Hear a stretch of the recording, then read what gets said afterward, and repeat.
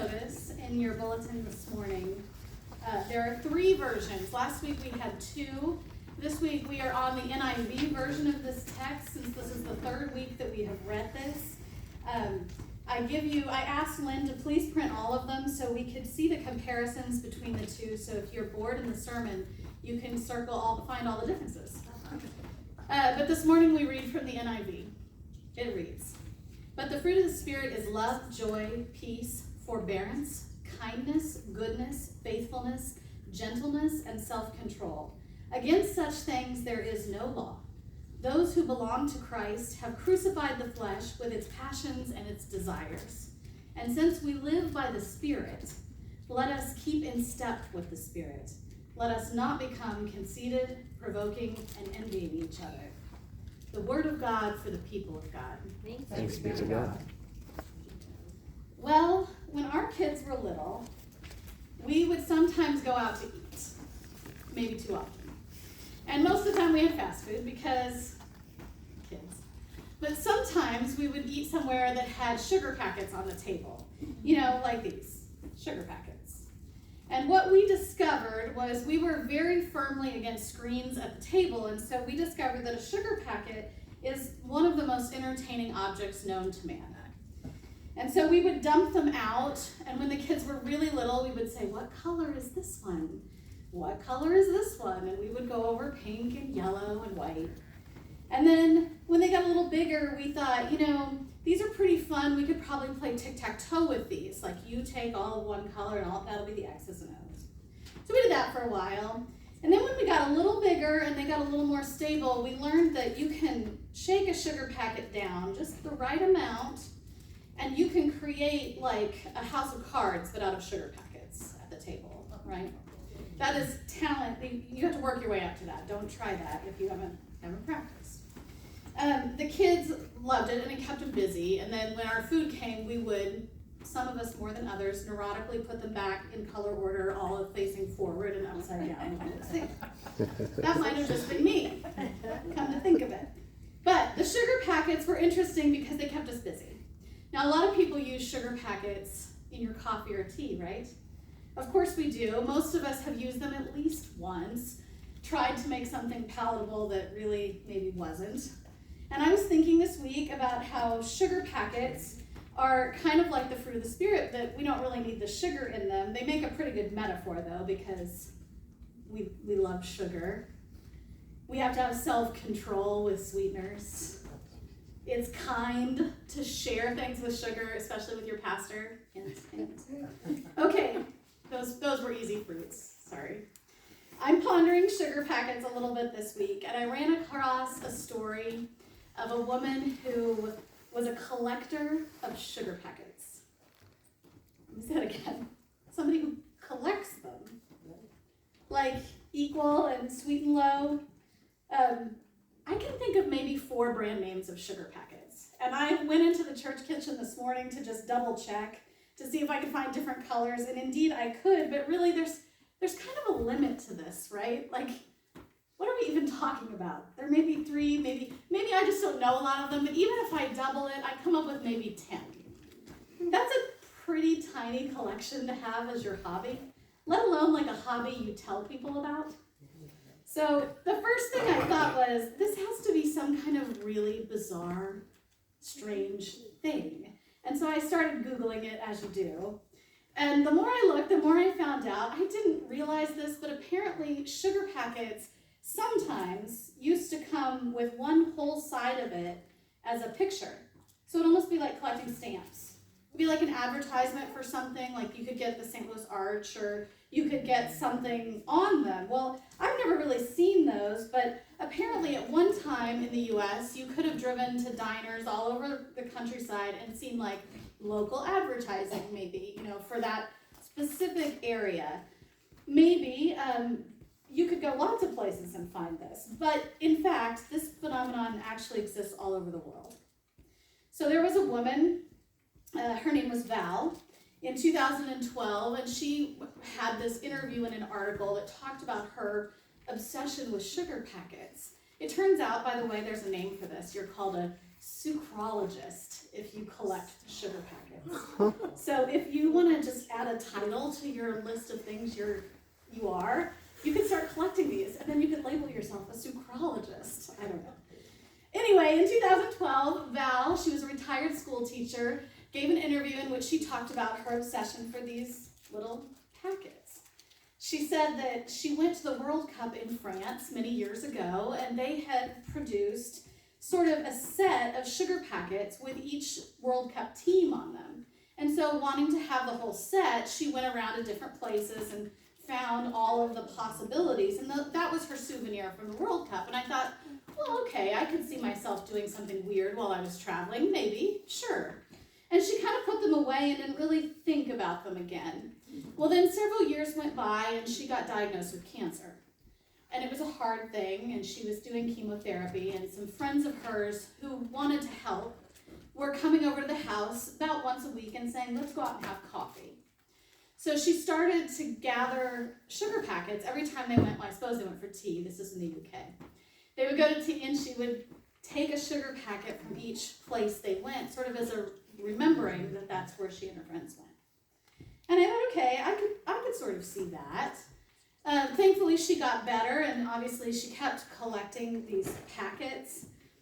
But as of the interview date in 2012, Val and her husband had 30,000 sugar packets. 30,000 of them. It seems like a lot.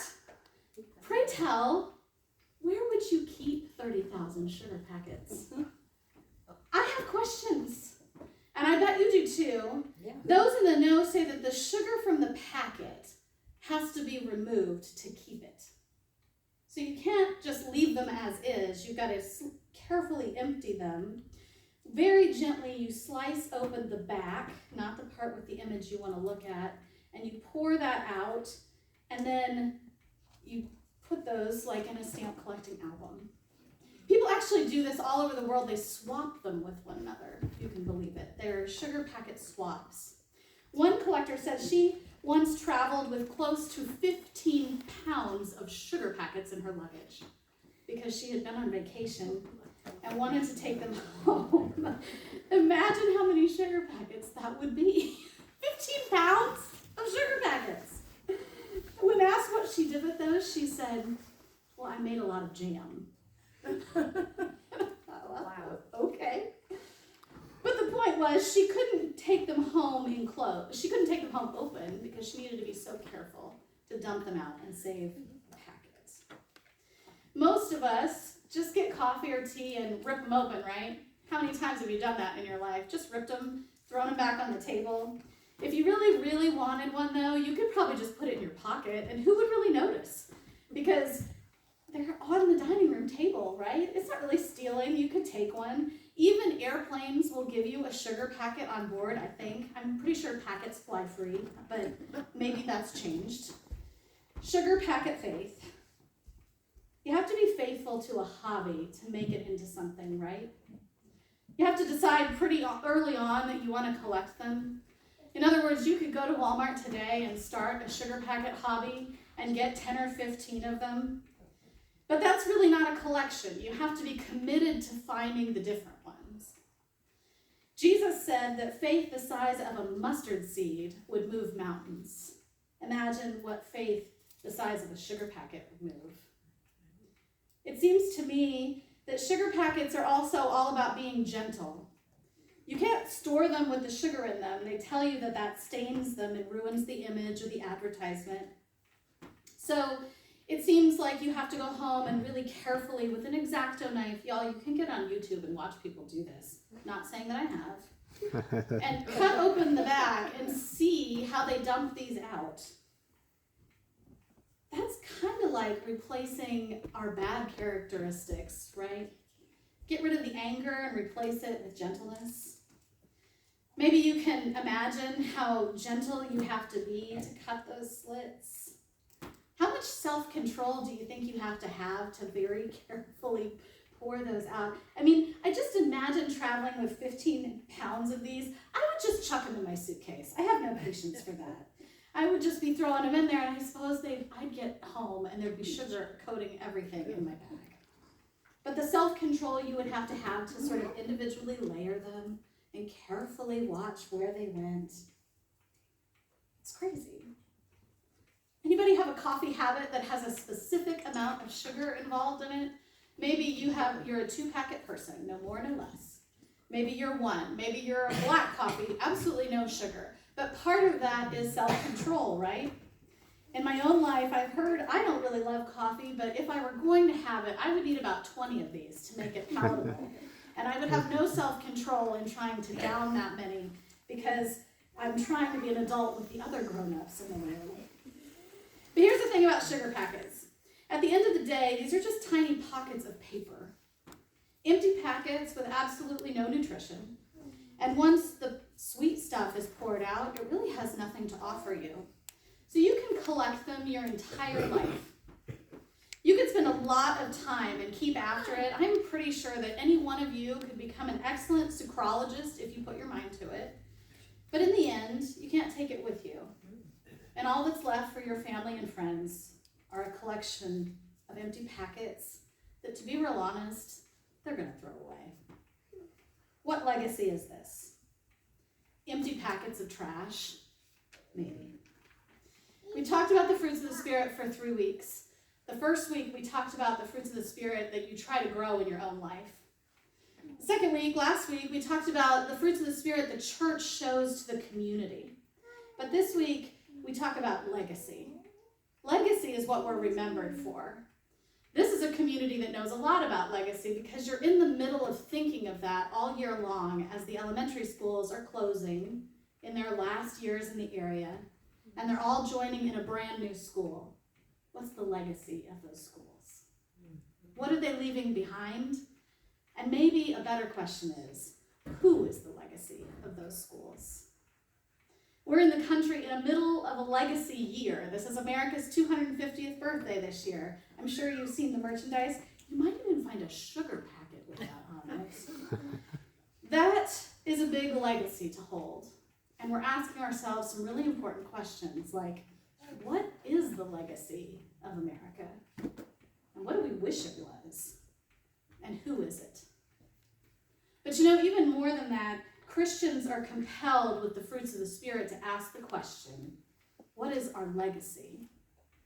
This isn't a legacy of, the church size. It's not really what our church is known for or the sum total of our individual saintly habits. Legacy is not the sugar packet collection. It's the carrying on of faith. Somehow we transfer this idea of faith towards the future, even though we try our whole lives to hold on to it and preserve it and make it better. But legacy doesn't mean that. Legacy means moving it forward. We don't want to leave a sugar packet legacy because that is soon forgotten. We live by the fruits of the Spirit because we want the church, capital C, not just this congregation, not just this denomination, to be fashionable again, maybe, but because we want people to learn that 2,000 years worth of Christian religion has meant something. 2,000 years of following Christ's example, exemplifying love and joy and peace. You can say them with me, and patience and kindness and goodness and faithfulness and gentleness and self-control. So the sugar packet. It's kind of like our lives. It's good if we let our lives be sweetened by the fruit of the Spirit. And it's good if we sprinkle it. And by the way, I have sprinkled this whole area. Apologies, Lynn. She just vacuumed. I'm so sorry. One of them broke. I don't know. It's good if we sprinkle those and if we add fruits of the Spirit to all of the places and spaces that we're in. If we embody those ideas for all the world to see. If our example of our fruits really, they're not for us at all. They're for the next generation. The fruits are always for who comes after us. So let's choose not to leave a sugar packet legacy that's just going to get thrown away. But let's leave a legacy filled with Spirit, fruits of the Spirit. Let's build on the legacy that was given to us by our parents and grandparents and our ancestors of faith and of blood. Let's ask the Spirit to enlighten us in new ways. And let us be careful and intentional about growing these particular fruits of the Spirit in the world, because that is our legacy. This is what we want the church to be remembered for. May it always, always